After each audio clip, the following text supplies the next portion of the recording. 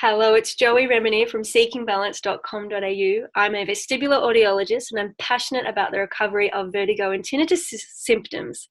And today I've got a treat because I have Belinda Claveria with me. Welcome to the call.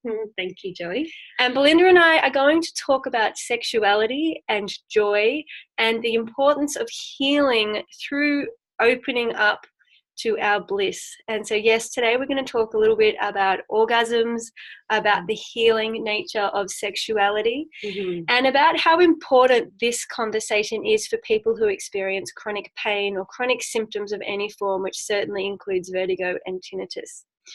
So Belinda's a kinesiologist and a passion coach, and we know each other locally, and I feel very blessed to be able to call Belinda my friend. Thank you, Joey. And I really wanted to have this conversation together, and I thought, why not record it and share it with all of the listeners who are subscribed to my YouTube or my podcast. So Wonderful. Exactly. So do you want to talk a little bit about the importance of joy and orgasms and receptivity? And let's just start by talking about what it means to be human, because everybody listening to this call has that in common. Absolutely. Why is it important to be in our joy?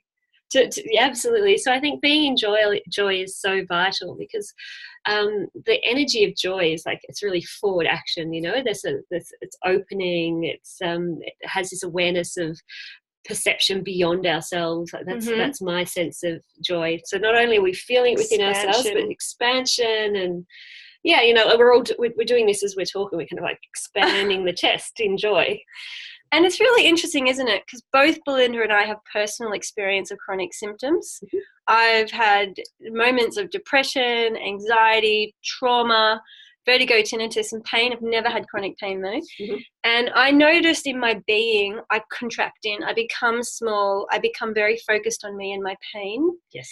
And I can numb out, and in those times in my life, it can be really hard to have joy. And I remember feeling like, what's the point of living? Like, I just couldn't understand joy. It was like all of that joy pathways and the dopamine and the oxytocin and all those powerful hormones and neurotransmitters were not being fired in my body.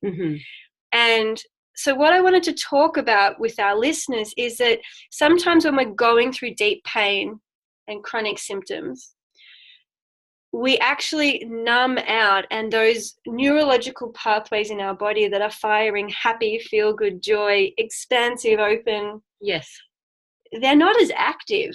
No. And I thought it'd be really important to normalize that, yes, this is happening. You're not alone, especially if you're out there feeling like, you know, I'm not feeling like I even want to have sex as much. I'm not enjoying music as much. I'm not enjoying art or things I used to enjoy. That there's actually a scientific reason for that. And do you want to share a little bit about maybe moving or helping people understand what happens when we're in joy? Like, how is this important? And, you know, any clinical observations you have of people who maybe are not in contact with joy. So just talking about the journey. Well, I think the place where we want to be is to be in that place of joy. And when we're in joy, my awareness is that you're really receptive. You're really open. You're nodding your head. And so when people come to me and they're not in joy or they're experiencing pain, they're their symptoms, you know, and that's often what they're talking about. It's front and center. Front and center. You know, the worldview has become a lot more narrow, and it's really hard to see hope in those times. So there's like that physical, mental, emotional, spiritual collapsing in, isn't there? Absolutely. And it can be, our thoughts can become really dominated by the pain.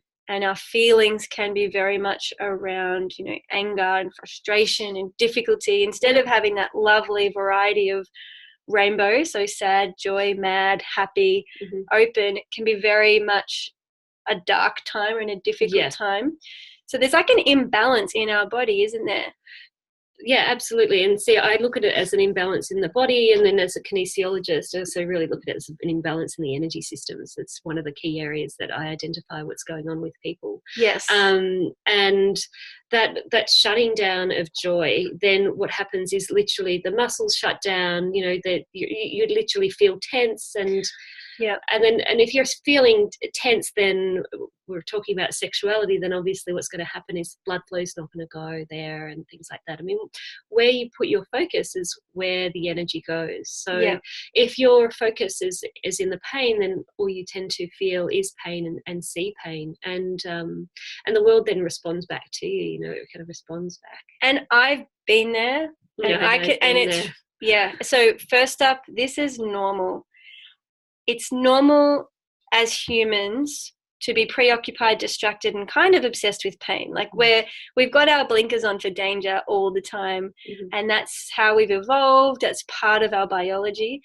However, because we are conscious beings and we're not rabbits and we're not zebras, we actually have choice and we have access to wisdom. Part of therapy and part of healing is actually recognizing I'm allowed to have this pain, but this pain is not me, that I can expand into more. So something that Belinda and I would like to talk about is different types of joy, how to access joy if you haven't had access to it for a period of time, so you're feeling a bit numbed or a bit distracted. And we were talking earlier, we were briefing each other about what we wanted to cover, and a lot of it comes back to presence.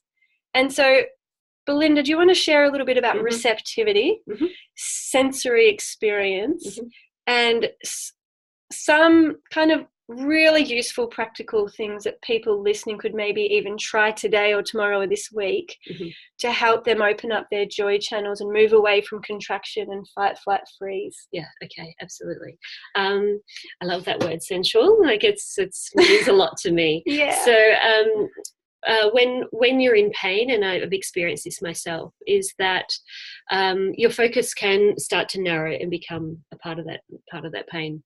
And so what's really supportive is to open up your perception. And so one of the key things is to develop regular practice. And I'm a big believer in regular practice. So if you're doing something that can refocus the mind so that it can actually be expansive to everything that's moving in your world. So we don't want to shut the fact out that life's crap. I mean, there's a reality around that. That's the reality check. Yeah, that's a reality check. And whenever we're in conflict with what actually is happening, that's when the pain and suffering comes. So that's one aspect of it. But then the next stage is to actually open up the senses. And we are these receptive beings. We're getting information from outside of us, and we're also delivering that. And so one of the key things you can do to open up joy is to actually come back to becoming a sensual being, you know, like through touch, through smell, through sound, through taste. These things are really powerful, and we have huge amounts of intelligence running through our entire being, you know, this incredible cellular body. And from a medical science Western point of view, we often refer to our nervous system, and so our nerve endings are capturing all this delicious proprioceptive touch information and sending that to our brain, saying I'm warm and cozy, or I'm safe, or oh, that tickles. And of course then there's also information coming from our body, which could be like I just got bitten by a snake or a spider. That information will go up to the brain, and the brain will say, oh, dangerous, threat, do something about it, go and tell the doctor, this could be poisonous. So the brain is constantly receiving information, and it's not all good. It's not all happy days. And our job is to recognize real immediate dangers and threats and address it. Like if you're actually poisoned by a snake, get the support you need immediately. But if it's just a false alarm, allow that false alarm to abate and dissolve and reopen up to feeling more real signals of safety. And I think being safe is a huge part of receptivity and presence. Yeah, definitely. Absolutely. And when you were talking about that aspect of there's dangers, or there's, for instance, it's the pain factor. It's actually reopening yourself to receive the good that's available in your life. And this is a real skill. It's about making a choice. It's going, right now I'm experiencing pain, and if I keep focusing on that, that's all I'm going to experience. Whereas what if I choose today to be receptive to what is working? And some of the practices that I do with clients is to actually take them into their body and to notice the parts that are working. And actually there's millions of them, like incredible amounts of goodness going on. And that's something that I think is really important, is to be put yourself in a practice where you can witness, gosh, you know what, look at these incredible fingers, look how they move, and look how I can flex my foot. Like, to actually be in joy around those things is a wonderful thing. And to build trust in our body, because sure, there's things not working. My body's not perfect, and I don't really expect it to be perfect either. But there's so much that my body does that I can remember and remind myself and take notice of every day to help me build trust in my body. And so when it comes to joy, it's very difficult to have joy pathways. And so there's neurons in our body that are designed to be like feel good, happy, open, bliss, connection, intimacy. These are the warm, cuddly feelings and excitement feelings. They're not really active when we're in fight, flight, or freeze, which is our stress, anxiety, fear zone.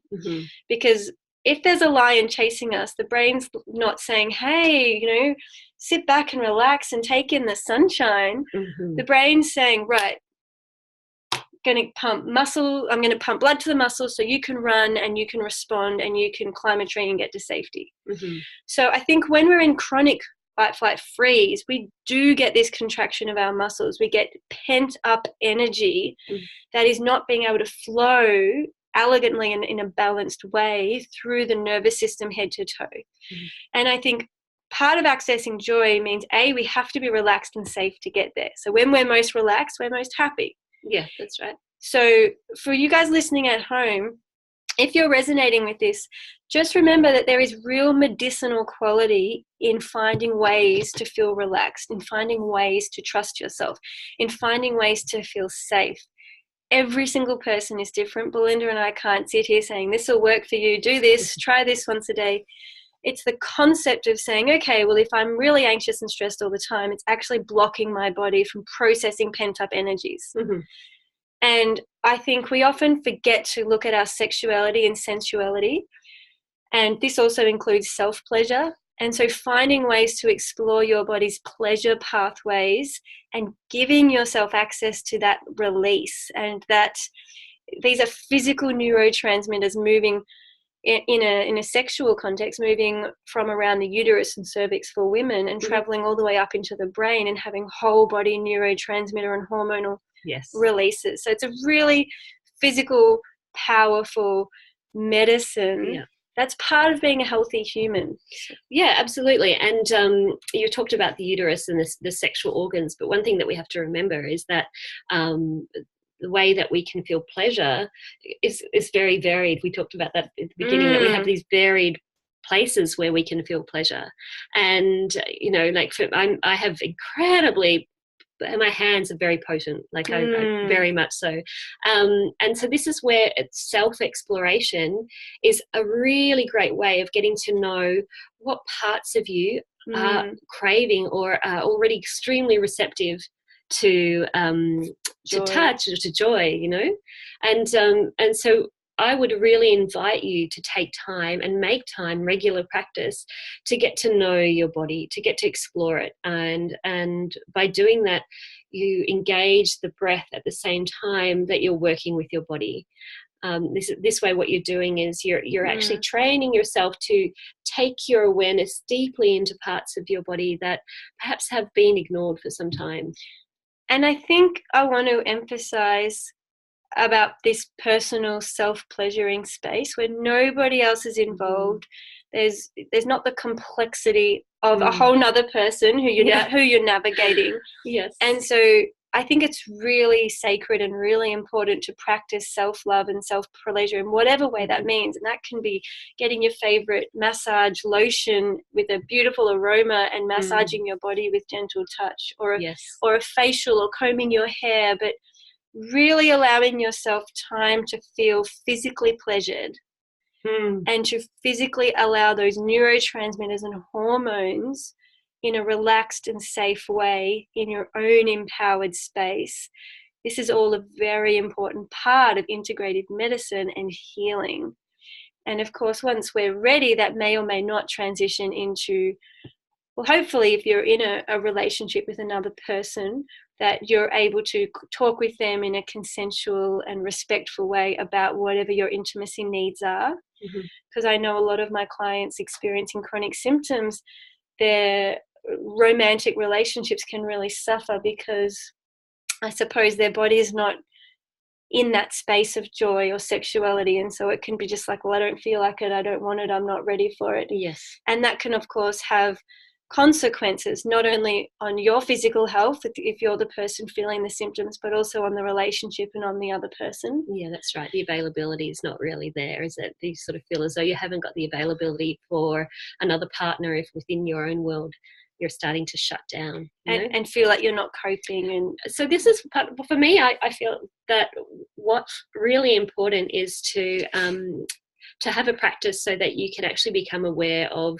definitely what parts are really working. I think that's a key message. Focus for me. on health. Focus on health and the messages that you're giving your body, because the body responds to that. My pathway for a period of time where I had a chronic lower back injury came from birth. I had 2 amazing babies at home.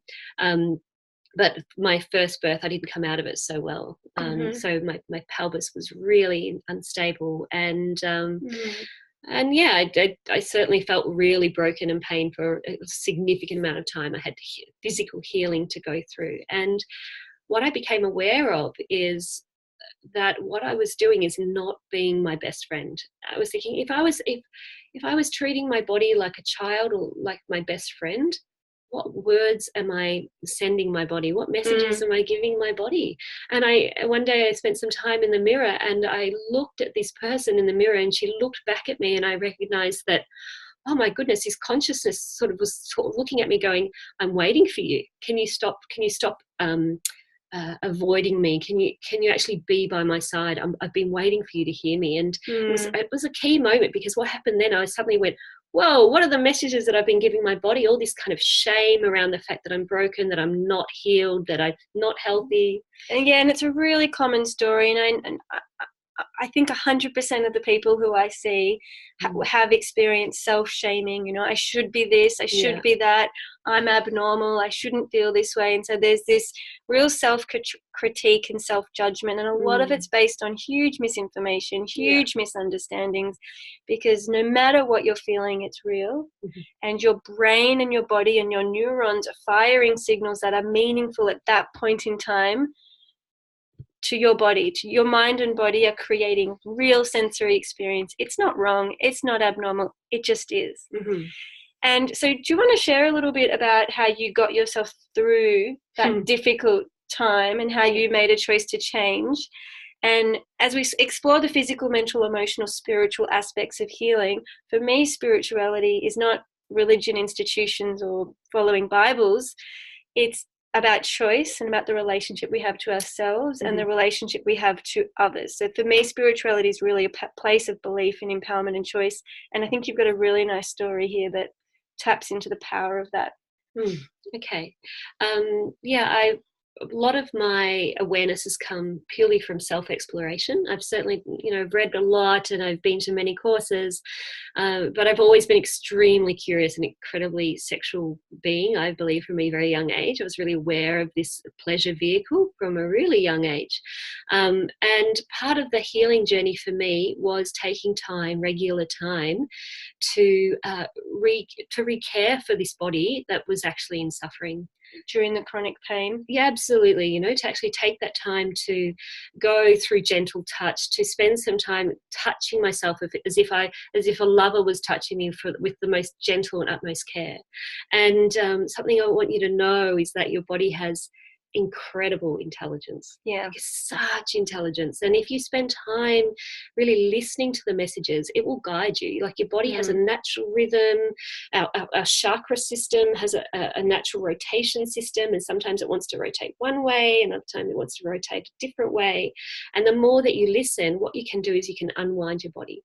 So I did a few practices in order to do that. One thing that I spoke to Joey about that was a key moment was identifying that something had to change. If I kept going on this pathway of medication, doctors, mental health plans, trying to find everything outside of myself, it wasn't going to work.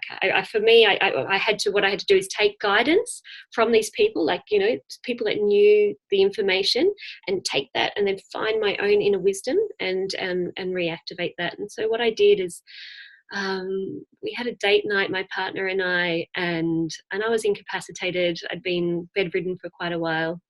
And I thought, this has to change, So I put on something really sexy, and I took him on a date. And actually what I did is I took him to a strip club. And that was really new for me. Hadn't been to one myself. My goal was to just play. I was like, it's time to play.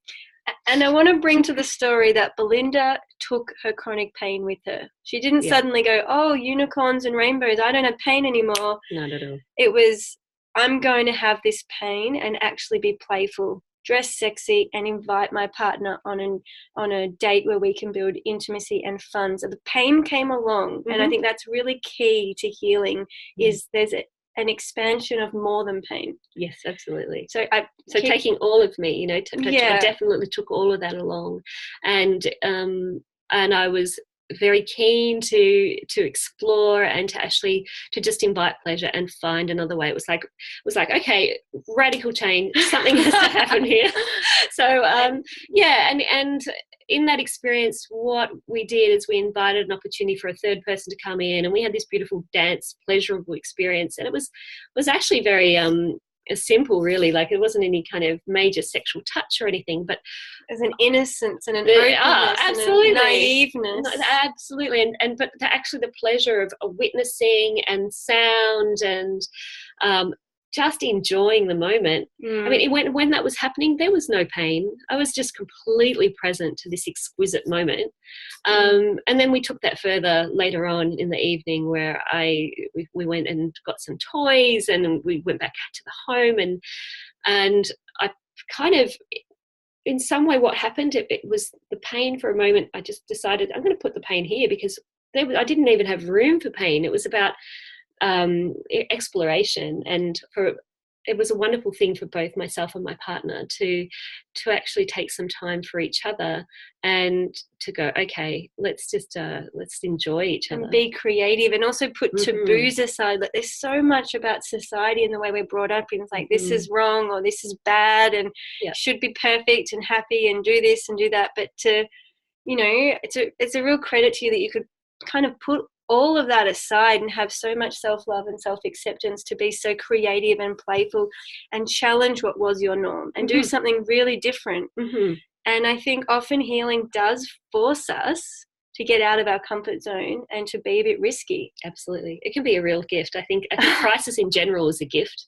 Wow. I really think that crisis is a gift, because what it does is it gets us to re-identify that we're not the identity of pain or the identity of the person that had the business that was kicking butt, or, the athlete, but actually underneath all of that is this essence that's always there. It's raw. Yeah, absolutely. So, and that journey, the next day, my pain levels had completely dropped. It was like my lower back had really released, and there was a few years of that pain sticking around. So yeah, and I think I just want to validate that we don't understand everything, like the physical, mental, emotional, spiritual aspects of being a human being. They're super complex. Like, no one human being could ever explain it all.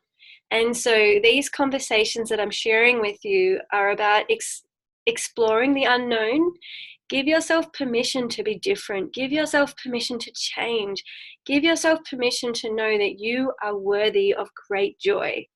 And great orgasmic bliss is something that we can experience on our own. Absolutely. In fact, certainly can. Yeah, we're talking about, you can be out in nature, just bushwalking, surrounded by trees and bird sounds and just the crunching of leaf and twigs and bracken underneath your feet, and when we're in that place of presence and receptivity and relaxation and safety, we can have just extreme orgasmic bliss moving through our being. And Belinda mentioned chakras, and some of you might be like, what does that word mean? It's a Sanskrit word from ancient India, which I think refers to wheels, meaning a wheel of energy shift and movement. Energy can come in many forms. Some energies are invisible, like emotions and feelings, and some energies are dense matter that you can poke and touch and see. So these are very vague terms. Some people only believe what they can see, so that's kind of where they're at in their journey in life, and other people are open to more subtle, invisible energies. And chakras are really referring to the invisible side of feeling. And when we're angry and tense, we close in, and that chakra movement condenses and contracts, and it's heavy. And we hold pain and disease in our body. And the question is, how much of that is coming from mental, emotional, spiritual, unprocessed energy that's gunked up? And I think exploring joy actually makes our life easier. It sounds silly, but once we open up and relax and ease into desire, choices become simple, because it's just like, I want to. I desire this. It's like, it's a yes. It's actually really simple. It's much harder to fake it. It's much harder to be inauthentic. It's much harder to smile and say, oh, I'm fine, thanks. No, I don't need anything. Or it's much harder to resist your reality and to fight and to be in that place of shoulds and I'm abnormal and why am I like this? It's much easier to say, you know what, I am in pain and I acknowledge that, but I also have capacity to feel joy, and I'm going to choose to creatively explore that. And that choice makes life easier because you explore more of you without rejecting or suppressing. So it's a pretty big conversation, isn't it? I love that sense of exploration, and I think that the permission, to give yourself permission, is one of the key things, and is to make a choice. It's the awareness is okay. If I keep doing what I've always been doing, I'm going to get what I've always got. This is where you've got to sometimes just go, right, it's time. What could I do differently? And as Joey said, if you don't have a partner, you can actually do a lot of self-care and self-pleasure. I think the body has amazing intelligence. Ensure that when you breathe that you're actually witnessing your body at the same time. So some of the mindfulness practices that are available often focus just purely on the breath, whereas anything that's somatic, that's really getting into the body, I'd really recommend doing that myself. I think that's always a good thing. Yeah, and that's what I start people with. So if you go to my website at seekingbalance.com.au, you can sign up to the free starter kit, which gives you instant access to a 10-minute body scan, which is designed for finding steadiness and centering and learning how to feel again.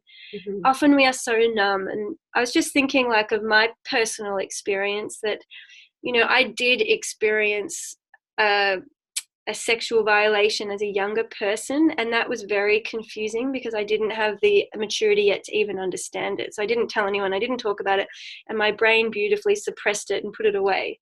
So I just kept on living life, it was just whatever. And then when I got closer to 30, it came up in a therapeutic healing trauma release context, and I had therapists to help me, but it made me realize I had numbed myself and dissociated from a lot of living. Like I was doing life instead of feeling life. And so similar to Belinda, I came to a point in my life where I decided I had a choice to feel and a choice to explore joy. And I decided to consider my body as this amazing vehicle and opportunity for orgasm and for bliss and for joy. And it was my duty and responsibility to figure out how my body works. Yes. Yeah, I absolutely think it's a really important thing to say. And I made it a project, and I was like, I'm going to figure out my body, and I'm going to do what I feel ready for and what I feel safe for on my own, in my own private time. And I think there's probably many people out there listening who are also dissociated, disconnected, and numbed. And it's really common. It's actually quite normal, and it's a survival coping mechanism, a defense or protective mechanism. And if that's you at the moment, all I can say is support yourself, love yourself. It's normal to dissociate and disconnect. And it doesn't matter if you're 70, 80, 90, you can always come back home. You can always come back home. It's never too late. And I think I'm still learning. Like, I am not a guru at all. I'm constantly learning, and my body is constantly teaching me things. And it's all about, am I willing to feel it? Am I willing to show up? Or am I micromanaging my body and telling it what it should and shouldn't do, which means I'm blocking the feeling. Yeah, that's a really good point. Like being in that should state. As far as the pleasure goes, you can actually train your body to receive pleasure in other places. So most of us will feel pleasure in the pelvis, whether it's through penis stimulation or through vaginal or clitoral stimulation. But what you can do is you can actually train your body to send those messages to other parts. So through gentle stimulation and staying with your breath, you can also send that energy and send that attention to, say, your nipples. This is something that I've done over a longer time. Or even I think your neck. And people with injuries and amputations and spinal injuries, they often have to go through this pathway. Yes. Just training a different pleasure part of the body. There was something I wanted to bring up and it's just left my mind. There's a bit of an unknown around pleasure and the energy of pleasure, and we have different receptive places in our body that are on the physical plane, but there's also energetic portals that are really potent. That's what I wanted to mention. Context. A lot of the invisible stuff comes back to storytelling and context. And if we're in a story of, I'm not respected, I can't trust this, it doesn't matter how beautiful and romantic and how many flowers and how many romantic love letters and where people touch you, if the context is, I feel unsafe, this person is a freak, get me out of here, your brain is never going to be in the joy state. Yes. So context matters. And, if you need warm socks on to feel safe and warm, get your socks out. Like, that's fine.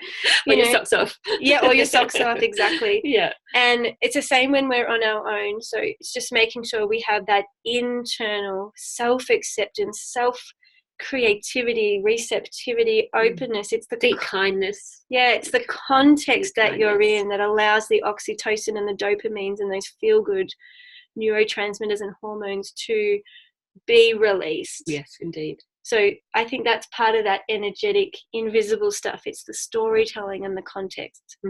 Yeah, that place of safety, creating that place of safety, I think it's something that's important. So if you're going to set this up for yourself and, ensure that you've got the time, ensure that your door is locked, so do the right thing, so put some time aside for a practice. Whatever that means for you. Yeah, whatever that means for you. So you can find some space to do that with your partner, ensuring that your partner is willing to hold some space for you to make pleasure a priority. And I would mutual consent. Yeah, mutual consent, absolutely, really important.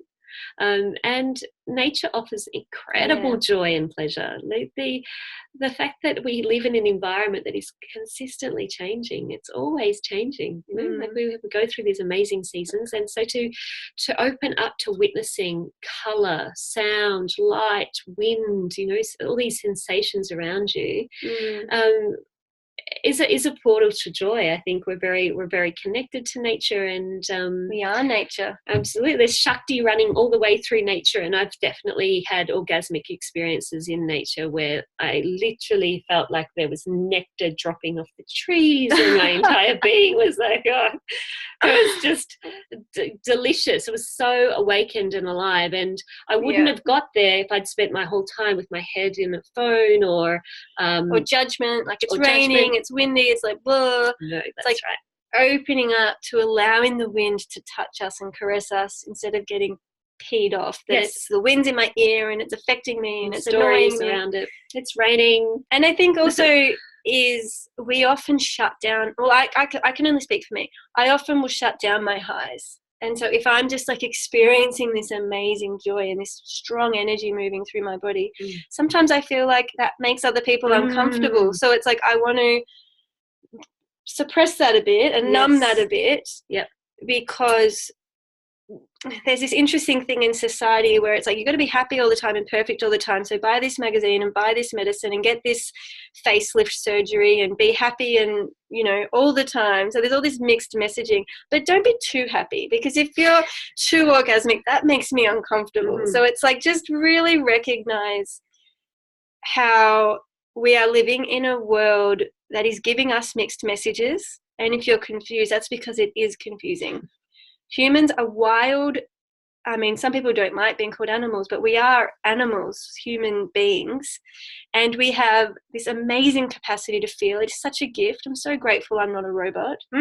But feeling means all of it, not just joy and not just orgasms at the top end of joy, but it's actually also guilt and shame and sadness and hurt and anger and boredom and numbness and excitement and enthusiasm and inspiration and curiosity. Like, we're feeling all of it, and it's normal. Like, just let yourself feel.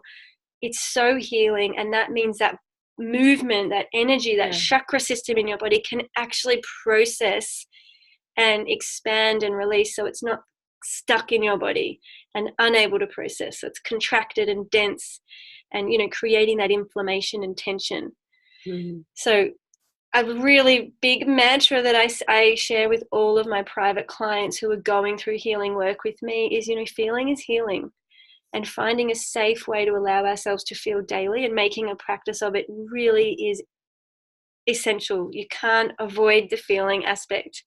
And if you're not ready to feel yet, that's okay. You can wait until you're ready to feel, until you're ready for a daily practice, until you've got the right supports and people to guide you. So these things happen, and like I say, I've worked with clients in their 70s and 80s, etc., and they are just beautifully learning. It's never too late. And I think the sooner we allow ourselves to feel, the easier life gets. Yeah, and whenever we're in resistance to life, it's never any a good thing, is it? You know, deep acceptance is always the way to go. And I think I like your message that you're giving your clients. And the other one I definitely give my clients is always kindness. Yeah, to act with kindness towards ourselves, to the situation we're going, in the way that we speak to ourselves, the way we look. You know, like really, I think kindness is really imperative. And it's cross-cultural. It doesn't matter what country you're in, what age you're talking with people. If we can communicate to ourselves with kindness and to others with kindness, that energy really does connect us. Yeah, that's right. And through that kindness and through that connection, our brain releases oxytocin, and that's that powerful chemical in our body that helps us to feel love, feel belonging, and feel connection. And deep down, that is what pretty much most of us are seeking. We're all different, but a lot of us are seeking belonging and connection and feeling loved. Wonderful. Thank you so much for taking time to share. Welcome. And I feel like this is it's a juicy topic. It's such a powerful and important topic. Sexual healing actually is a real thing. And I think explore that for yourself in whatever way. Just listen to this podcast or YouTube is a great start, but really explore your vehicle of joy, because it's yours. It's totally unique, and whatever makes you feel relaxed and safe and open to receiving joy, that's your ticket. And that will give you more juicy, feel good neurotransmitters and hormones in your body for an overall well-being effect. So thank you so much, Belinda Claveria. Now it's passionatebeing.com.au, right. Is that right? Yep, passionatebeing.com.au. I'm going to pop a link down underneath this talk for people who want to get in touch with Belinda. I highly recommend it. I'm Joey Remini from seekingbalance.com.au. If you are experiencing chronic vertigo or chronic tinnitus, I have a load of resources for you. The Rock Steady program is a 12-week program to give you a daily practice and walk you through the steps. And I highly recommend that if anyone is listening to this and you're out there seeking support, that will give you the physical, mental, emotional, and spiritual guidance. And I also offer private therapy if you would like to work with me one-on-one and get more of an intensive support happening. Doesn't matter where you live, because it's all based on videos and self-study resources online. So that is available for you. And I want to say thank you so much. Thanks, Joy, for giving me this opportunity. And I really hope everyone out there has an opportunity to explore. Yes. And to be receptive and to breathe and to really allow life to move through you. It's one of the key messages, I think, and open up to joy. Yeah, and please find support. Don't go through this alone. Mm-hmm. If you're seeking support, you will find it. So keep looking. Mm. There's many people like Belinda and I out there. So visit passionatebeing.com.au to get in touch with Belinda, and seekingbalance.com.au to be in touch with me and my resources for vertigo and tinnitus. Great. Thank you so much, and it's a bye for now. See you.